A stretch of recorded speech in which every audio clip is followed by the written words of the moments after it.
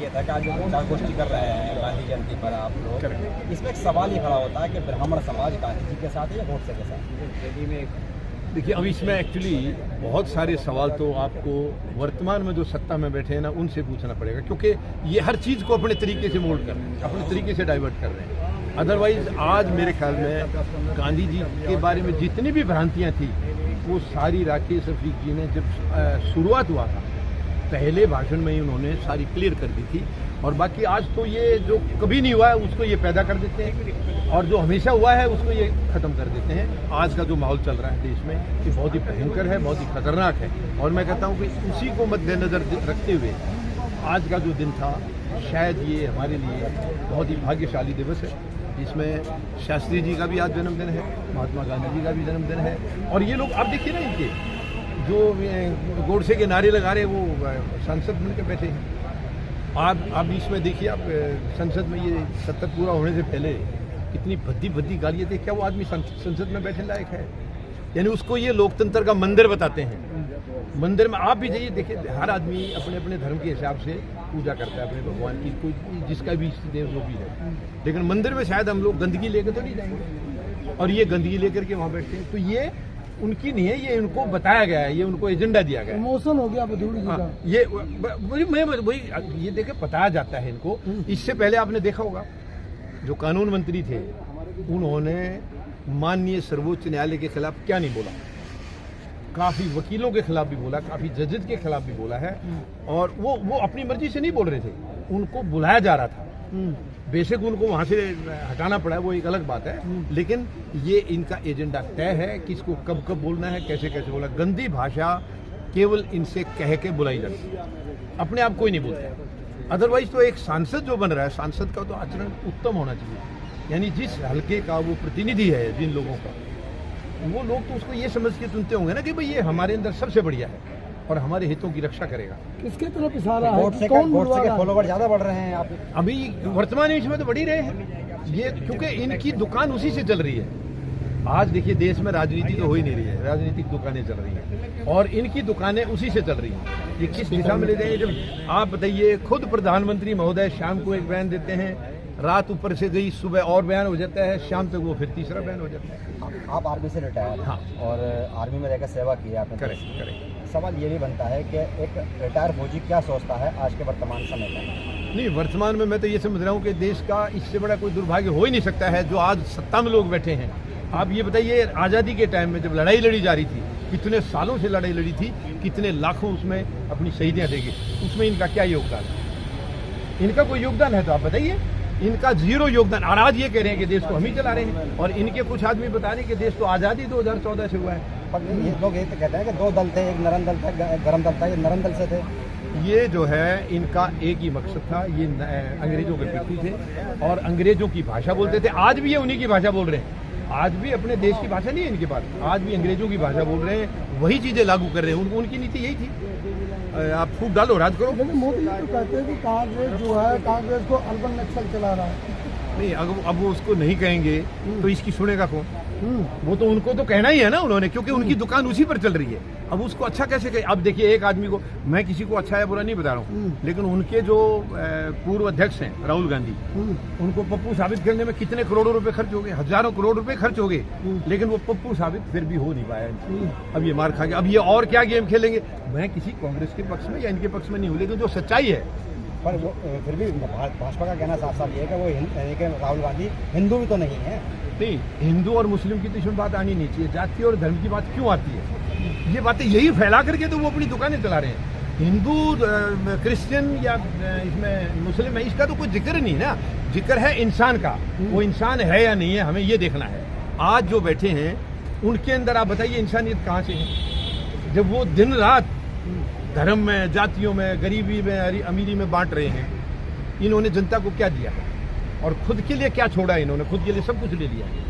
किसी गरीब को कुछ दिया हो, किसी जवान को, किसान को, किसी को कुछ दिया हो। जवानों को मरवा रहे हैं। अब देखिए, पुलवामा का हमला हुआ था ठीक 2019 से पहले, आप फेसबुक पर मेरा आर्टिकल देख लीजिए। जब 2016 में सितंबर महीने में सर्जिकल स्ट्राइक हुई थी, मैं हुई थी नहीं कहना चाहिए, मुझे ये कहना चाहिए कि वो सर्जिकल स्ट्राइक अखबारों में और टेलीविजन में आई थी।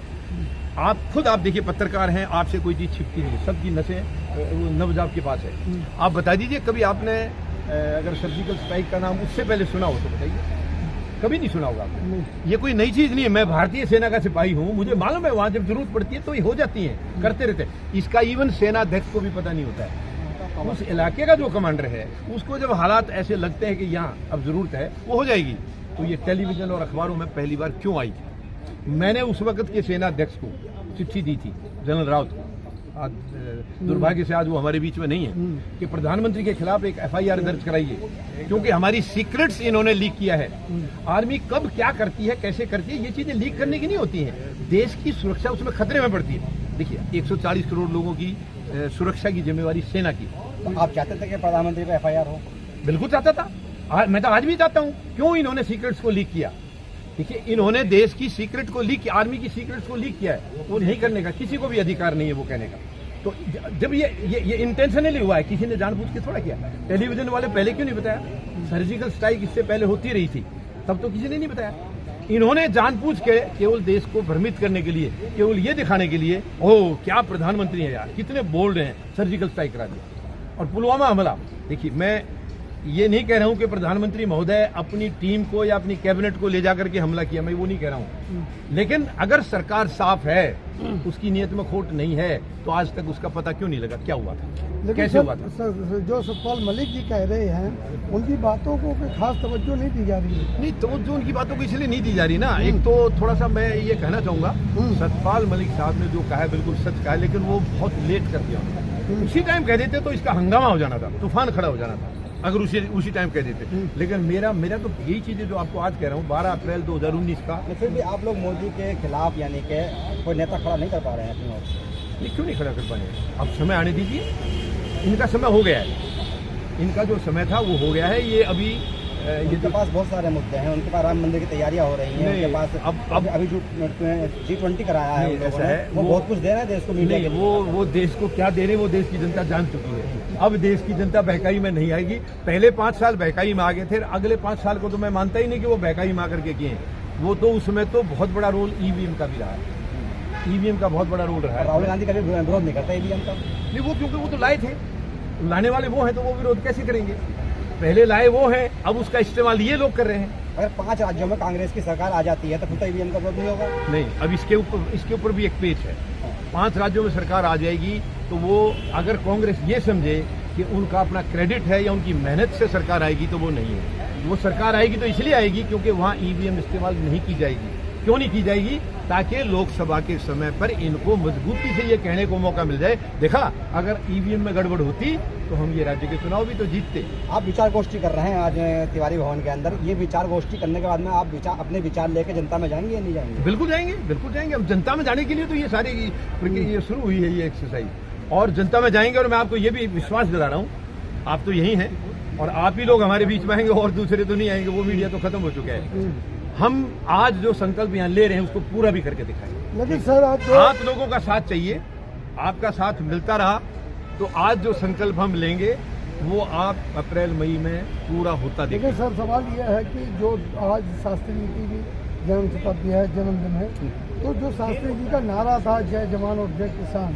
तो किसान और जवान इन्हीं पे ज्यादा वो दिख रहा है। नहीं, देखिए शास्त्री जी ने नारा दिया था जय जवान जय किसान, क्योंकि उन्हें मालूम था जवान और किसान इस देश के लिए क्या मायने रखता है। लेकिन आज इनका नारा है मर जवान मर किसान। आप देख लीजिए, जवान के लिए कोई अगर कोई नीति नहीं है, या किसान को तो अभी आपके कुछ ही दिन हुए हैं, 13 महीने किसान वहां बैठा है, और वो कोई और वर्ग होता तो शायद नहीं जीत पाता इनसे। वो किसान था इसलिए वो टक्कर लेगा।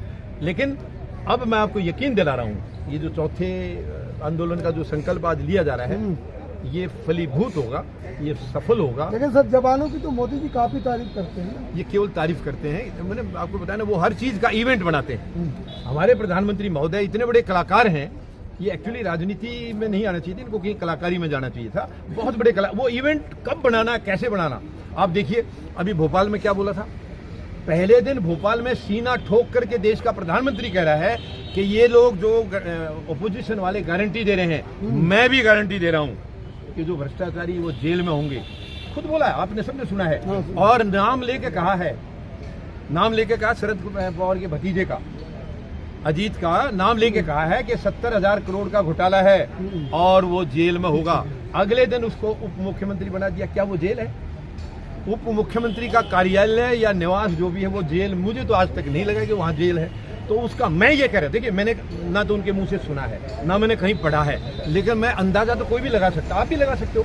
अंदाजा मैं ये लगा रहा हूं कि शायद अजीत पवार को ये बोला होगा, यार तूने पहले किया केवल 70,000 करोड़ का, वो तो बहुत कम था, बेटे तेरे को दोबारा मौका दे रहा हूं, अब करो, मेरे लिए भी करो और अपने लिए भी करो। अगर ये ना हो तो उसका मीनिंग फिर वो जेल तो नहीं है वहां। एक प्रधानमंत्री देश का बोलता है मैं जेल में डालूंगा और फिर वो उसको दोबारा वही पद भी और वही महकमा भी दे रहा है, तो उसका मीनिंग मेरे अंदाजे में तो ये है कि भाई पहले जो किया वो तूने कम किया और अपने अपने लिए किया, अब तुम दोबारा करो, अच्छा करो, खुद के लिए भी और मेरे लिए भी। मैं तो ये मतलब समझता हूं। ओके। धन्यवाद। जय हिंद।